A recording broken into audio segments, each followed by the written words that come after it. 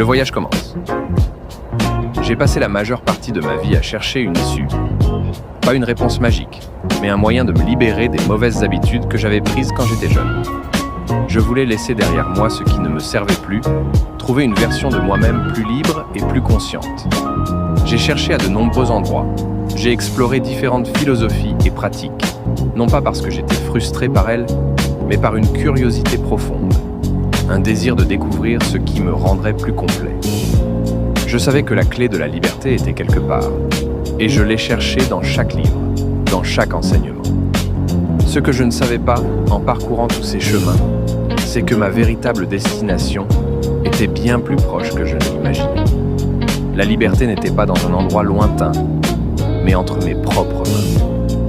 Le voyage pour laisser derrière moi les vieilles habitudes ne m'a pas mené à un but, mais à un métier et à une façon de vivre qui est devenue mon propre yoga. Le défi de la machine. Mon chemin m'a mené à l'atelier, à la routine de chaque jour.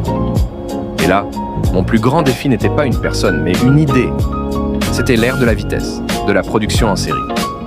Soudain, mes mains, mon aiguille et mon fil semblaient lents, dépassés, dans un monde où la machine promettait la perfection en quelques secondes. J'ai ressenti la pression de rivaliser, d'aller plus vite. Mais j'ai vite compris une vérité simple. Une machine peut être rapide, mais elle n'a pas d'âme. Elle tombe en panne, elle se casse.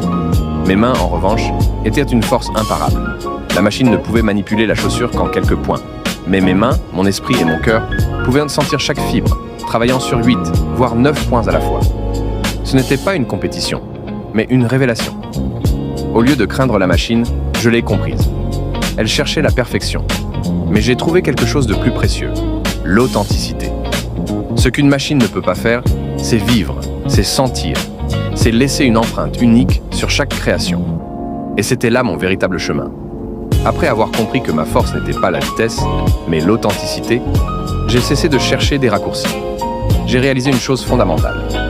La technique qui fonctionne pour moi ne fonctionnera pas pour tout le monde.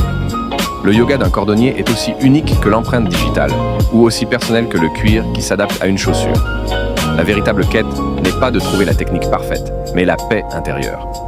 La paix qui te maintient centré dans le chaos. Cette paix a été ma boussole. Pour la trouver, j'ai découvert un processus en 3 étapes, qui est devenu ma nouvelle pratique. La première étape a été l'identification. Regarder ma vie avec honnêteté. Quelles habitudes me privèrent d'énergie? Quels moments m'apportèrent la paix? La deuxième étape a été l'observation consciente. J'ai cessé de me juger et j'ai commencé à me regarder comme un scientifique. J'ai observé comment je me